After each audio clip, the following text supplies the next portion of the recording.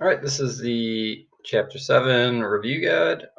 So first thing we're going to do is check out up here. We're going to factor 12x squared plus 18x. So we can see that there's only two terms. There's a good chance it's just going to be a greatest common factor since there's no number at the end. So we're just going to try and divide by the biggest number we can, which in this case we could divide both 12 and 18 by 6. So in terms of the number, the greatest common factor is going to be 6. So remember, what we divide by, we bring that out front. 12 divided by 6 is 2. And then 18 divided by 6 is 3. All right, but in this one, we can see they both still have x's. So we have to do our second step. We have to do a greatest common factor with the variables. And if we look, x to the first power is the lowest x that we've got. So we have to divide these both by x to the first power. So now out front, we're going to get 6. So that 6 still drops down. I don't need to write the little 1. I can just leave it as x if I want. And do everything else in blue. But 2x squared divided by x to the first. Remember, we have to subtract the exponents. So 2 minus 1 is just 1. So we leave that as 2x. X to the first and x to the first, those are going to cancel to 1. So we get plus 3. And that's it. That one's all factored. If you wanted to make it look like some of the other ones that are common in this section, this would be 6x plus 0.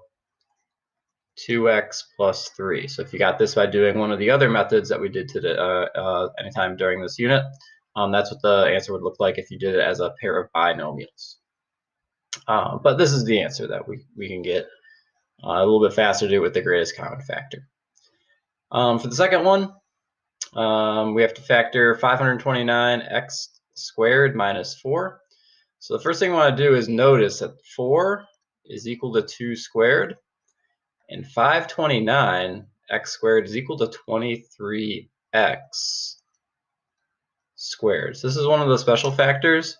So usually if the numbers are going to be pretty big like this, it might be worth it to try and find out if you can find the square root in the calculator. And in this case, the square root of 529 does work out to just be 23. So we can use one of the special factor forms to do this one. So this one's going to be 23x. And since I got 2 squared, let's put that 2 in parentheses. We'll do minus 2. And then 23x plus 2. So remember, whenever we get this two terms with no x, chances are we're going to look like this with 1 minus and 1 plus. That's because if we do choose to multiply, 23x times 23x is 529x squared. 23x times 2 is 46x. Negative 2 times 23x is minus 46x, and then negative 2 times 2 is minus 4. And so when we add those up, if we wanted to double check, we do get what we started with, 529x squared minus 4. So we could check that out. But this one, if you know the trick, you can see what the trick's going to be. This one you can do really fast. You don't have to show really any work for that one. So that's how you factor that one. Again, you can use any method that you want on that one. This looks like the fastest way to do it, so that's why I chose to do it that way. For the third one, oops, a little bit too far. So now we got the 2 out front. So first thing you always want to do is look for a GCF. And in this case, we do have a GCF. So instead of just jumping right in, I think I'm going to try and make my life a little bit simpler by dividing everything by 2. So I'm going to turn this into 2, and then 2x squared divided by 2 is x squared. 22 divided by 2 is 11. 48 divided by 2 is 24. Okay, so now I can do this kind of however I want. I've got my choice of really any method that I want to go for. I'm going to do all 3 methods today in this video. So we're going to start with just the trick at first. It seems like this one would be a good one for the trick because there's just 1x squared. So it seems like this is going to be pretty quick. So if I get my table out, I've got to think of things that add up to 11. Oop, wrong place. Multiply to 24 and add up to 11. So if I'm not sure, well, I do know 6 times 4 is 24, but that only adds up to 10, so that doesn't work. 3 times 8, let's write it this way, is 11, and so that one does work out. So I know that my 2 numbers I want are 8 and 3. So x plus 8, x plus 3. And that's fully factored. So even if you do it any other way, we still need to make sure that this 2 is out front. Because if the 2 is still inside the parentheses, there's still something else to factor out. There's still a greatest common factor to get rid of. So again, the way I chose to do this is I just picked ones that I figured would work out. Some people like to go low to high. You start with 1, then 2, then 3, then 4. I just went high to low. I know the square root of 24 is close to 25, so I picked numbers that were a little bit under 5. So I tried 4, then 3. If this didn't work, I'd go 2 and then 1. So that's how we do that one. All right, so we're going to do number 4 next. So again, I want to do these all a little bit differently. So this one I'm going to do with the double distributive way. So we'll do some factor by grouping. Even though, yeah, there's a 1 out front here, so you could probably do the trick that we could do when there's a 1 out there. There's also another trick we could use, but we want to see it all the different ways, so we're going to see it with the double distributive method. So in this case, what we want to do is make our chart again. We want to multiply to 16 and add up to -8. So since we're multiplying to be a positive number, these two things have to share the same sign. So if I wasn't sure, I'd just try 1 and 16. They both have to be negative because I got to add up to a negative number. So you get -17, which doesn't work. -2 times -8 is -10. That doesn't work. 3 doesn't divide nicely, so we'll try -4 and -4. And that does work out. So again, you don't have to always do 3 steps to get there. You might have picked these ones out at first. That's good. That means you did it faster. So to do the double distributive method, what we're going to do is bring down the x squared. And we're going to split the -8x up. So we're going to split that up into -4x. And then we got to be careful because we have another -4x. So I'm going to do a little plus sign between them just so I don't get confused.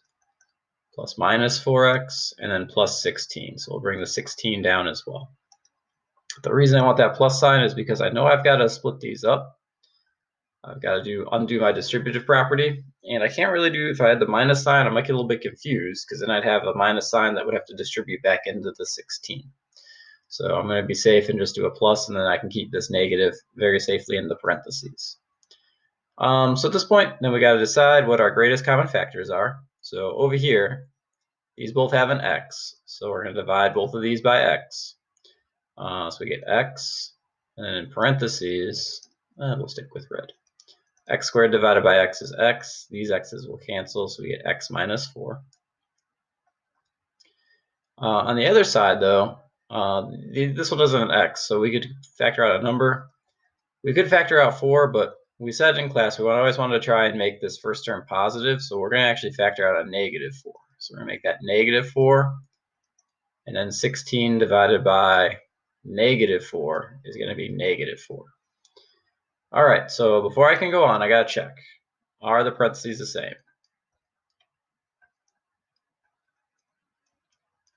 In this case, they are. X minus 4, x minus 4. So what we get to do is we get to move one of those x minus 4s out. Almost made that into a plus 4. And then we have to take our leftover pieces and we'll rearrange those. X, and then plus -4, we could just write as -4. And that's going to be our final result.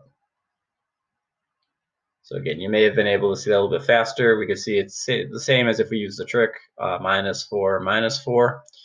But before we would do any of the work, we can actually notice that if x is a and 4 is b, I should say -4 is b, this actually has the form a squared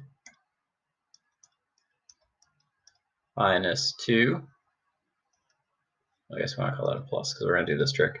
2 times x times 4 plus 4 squared. And we know that automatically this is going to have the form of a minus b quantity squared, or x minus 4 squared. So without really doing any work, we could have also jumped to the end using one of the special factors. So that is a special factor.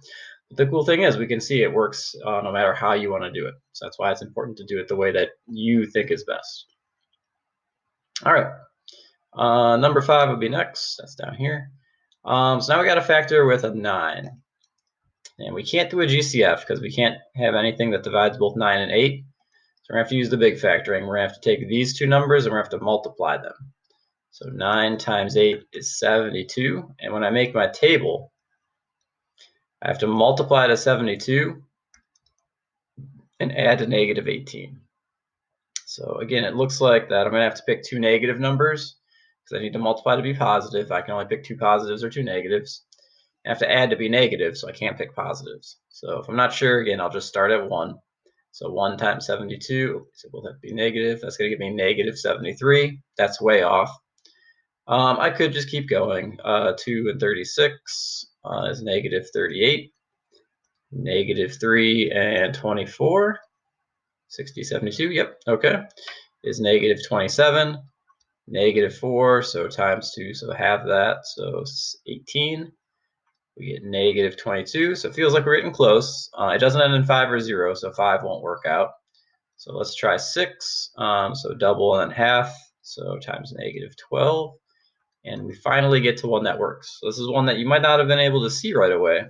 These ones are kind of hard. So you might have had to guess and check a few times, but we do end up at negative 6 and negative 12 working out. So since we want to see it every way, we haven't done it yet is we have not done it with the boxes yet. So let's use the boxes. So with the boxes, we're going to put 9x squared down here. And we're going to put the 8 from the problem. Let's put the 8 up here. So the two numbers that we picked are negative 6 and negative 12. So we're going to put those into the box. So negative 6x, negative 12x. It doesn't really matter which way you do it. That's the cool thing about this method is that no matter how you set it up, you'll still get the right answer no matter what. The other two methods, though, you got to be pretty careful. But with this one, it'll always work this way. So remember, the plan is we do the GCF first along the bottom. So we have to do the GCF of these ones. We could divide those both by 3. So we're going to take 3 out. And they both have x in them, so we can take an x out too. So their greatest common factor is 3x. After you do the GCF, then you have to divide, divide, then divide. So we're going to do some division. So 9x squared divided by 3x. Well, 9 divided by 3 is 3. X squared divided by x is x. We get 3x. Negative 6x divided by 3. Well, negative 6 divided by 3 is negative 2. X divided by x is just 1, so it's just going to be negative 2. And then the last division we get to do is 8 divided by negative 2. Well, 8 divided by negative 2 is negative 4. And so we get our final result. We go up the top. 3x minus 4. We go across the side. 3x minus 2. And if we want, we could double check. 3x times 3x is 9x. Negative 4 times negative 2 is 8. 3x times negative 2 is negative 6. Negative 4 times 3 is negative 12. Hey, we get these ones again. We do end up at negative 18x. So if you want to do that in any other method, you got to be a little bit careful. Because again, we could have chose 3. Oops, we could have chose 3 and 3. But if we were trying to use a trick, we also could have chose 1 and 9. And so we'd have to check out everything that could work out for 1 and 9 as well, for 1x and 9x. And again, with this 8, well, we've got a lot of different choices that we can make. We have to be careful as to which number goes where. Same deal when we do the GCF with the double distributive method up here. When x is just 1, it doesn't really matter what order these go in. These are the same anyway. But we would have to definitely double check to make sure our parentheses are actually the same. Because if not, we'd have to flip them around. So you got to be a little bit careful with number 5. Number 5 is a good one to do with the area model just because it always works out that way. Keeps it nice. All right, for number 6, it says perform each operation. So you can see we've got something outside of our big trinomial here, but it's just it's a monomial in parentheses. So the goal is to just distribute. So we're just going to distribute it. So we get 5 times 2 is 10. X to the 6 times x to the 3rd. Remember, we have to add the exponents. So we get x to the 9. 5 times 13 would be 50, 65.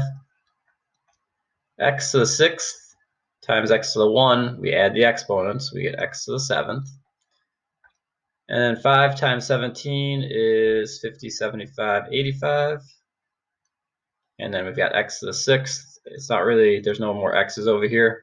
So we just kind of leave it as is, and that's it. So that's the whole goal, is to just use the distributive property to multiply there. Makes it kind of nice.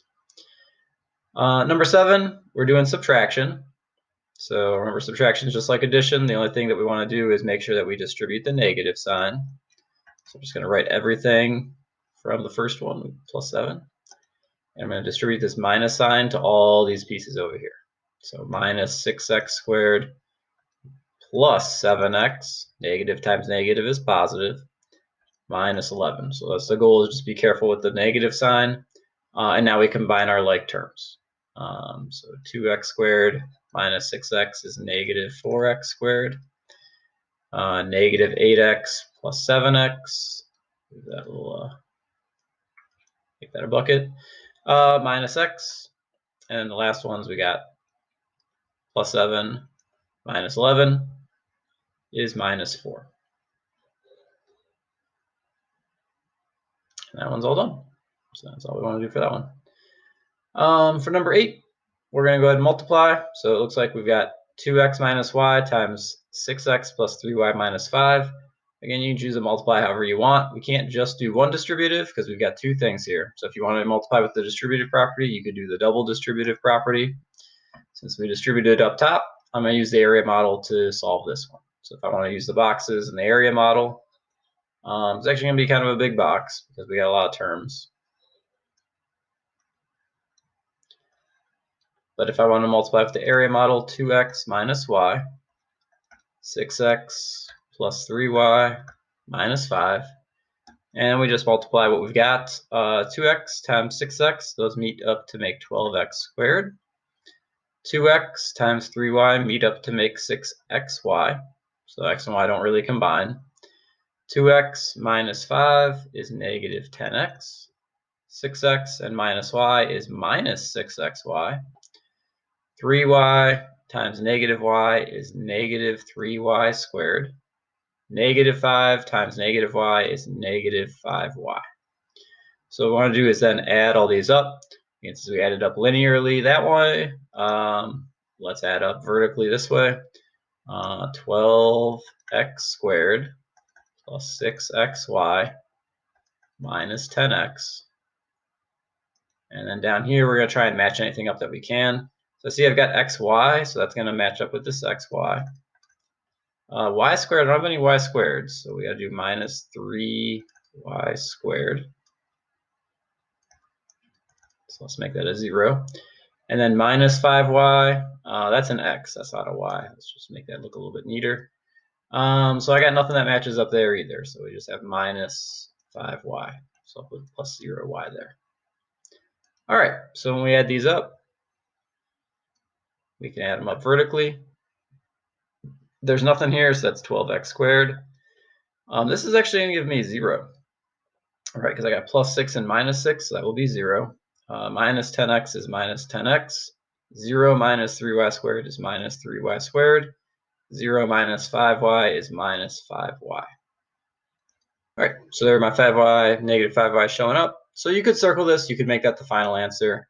I'll make it look a little bit nicer. 12x squared minus 10x minus 3y squared minus 5y. Just get rid of the 0.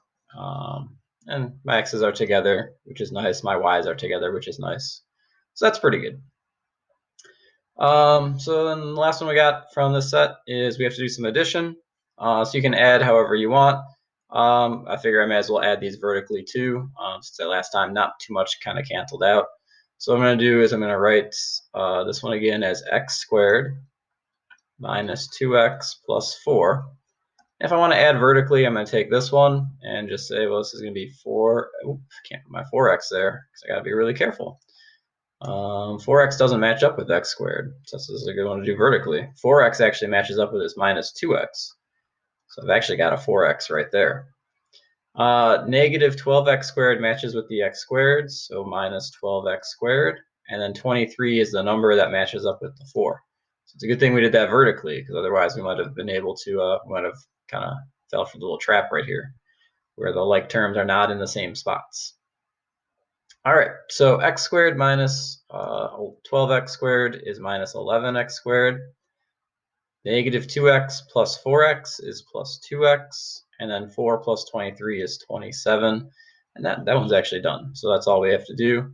The cool thing when we add it vertically is since we set it up so it's in standard form already, we already put the x squareds out front, I don't have to rearrange anything. So that's already all done.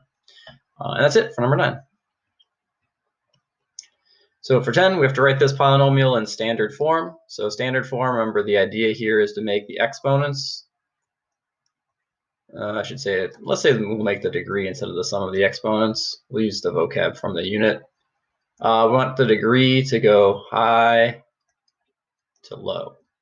So I need to find all of my degrees for each of my monomials. I've got 1, 2, 3, 4, 5 monomials to watch out for. So let's check out all of our degrees. So here I've got 5x to the first, it's got a degree of 1.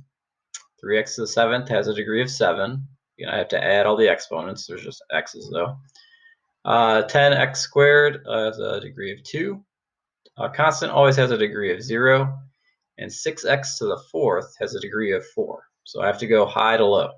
So my highest exponent is the 7 right here. So we're going to go ahead and take this one. And remember, I want to keep the sign that it's with, but that one's going to go first. 7 is the highest number out of everything. So 3x to the 7th. Next up, 4 is now the highest of those that are left. So we're going to take this one and put that one next. So minus 6x to the 4th. 2, 1, 0, so 2 is next. So again, we got another negative sign, so minus 10x squared. And next up, we got 1 beats 0. So remember, if there's no sign out front, that's a plus sign, so plus 5x. And lastly, our constant's kind of the only one that's left over, so plus 2 at the end. And so that's now in standard form. So again, the big thing there is just in dealing with the vocab, understanding what that means, standard form. And then number 11 is also some vocab. Circle of the 3rd degree binomials. So we have to remember our two pieces. Way to classify. Binomial means only 2 terms. And 3rd degree means that the exponents sum to 3 for the highest one.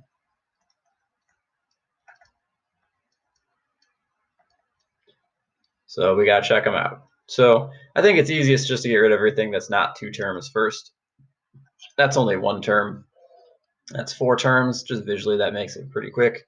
1, 2 terms, 1, 2 terms, 1, 2 terms, 1, 2 terms. Remember, your terms are always separated by a plus or a minus sign. So now I need to make sure that the highest sum is 3. So just like we did in the previous problem up here where we have to find out all of our degrees, we got to find our degrees. So that's got a 2 and that's got a 7. Well, the highest is not 3. The highest is 7. So this one's out. So that doesn't work out. Here I've got a 3 and a 2. So the highest is 3. So that one works. So we'll circle that one. Here we got to be careful because remember, we have to add the exponents. So x to the first and y to the second is 3. 1, of course, that's a constant. That's got 0. But 3 is bigger than 0. So our highest exponent sum is 3. So that is a 3rd degree. Over here at the end, we just have x's, which makes this nice, kind of like the other one. We've got a 2 and a 3. 3 is higher than 2. And so there we go. So even if this was 9x to the 4th, then we would get rid of this, even though it has a 3, because to be 3rd degree, 3 has to be the highest. So in this case, the highest is 3. All right, and that's number 11. So again, these two kind of deal with some of the vocab we did early on when we were classifying all of our polynomials. All right, and then the last one right there of the rectangle below is a polynomial in standard form. So again, this kind of deals with the idea of, well, how do we use this in real life? Well, in reality, all we're doing is finding areas. So the goal here is we actually just want to multiply x minus 2 times x times 3x plus 7.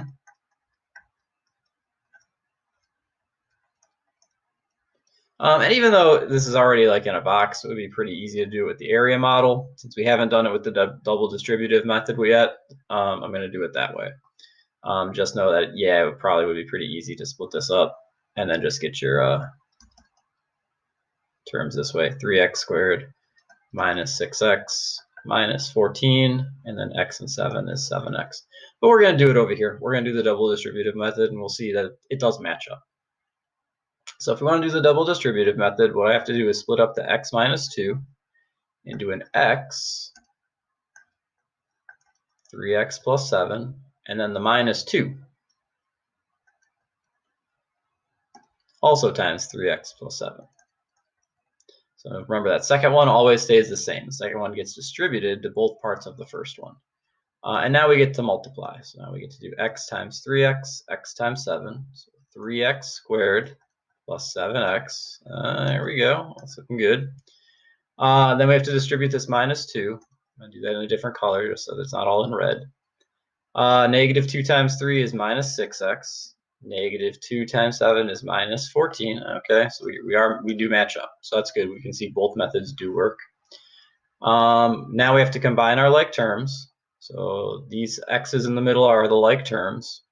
So the final result's going to be 3x squared. 7 minus 6 is 1x, so plus x.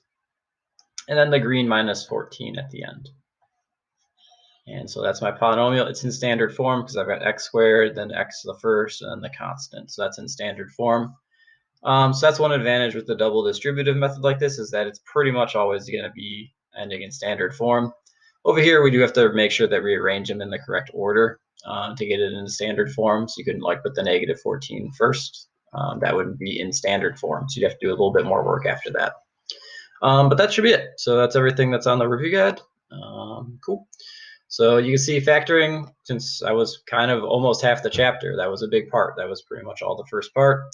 And then we have some of the multiplication stuff, and then some of the vocab. So there's not too many concepts, but remember, the goal is just to get really good at the few concepts that we did have, because we're going to use those a lot as you go on further in math. So that's it.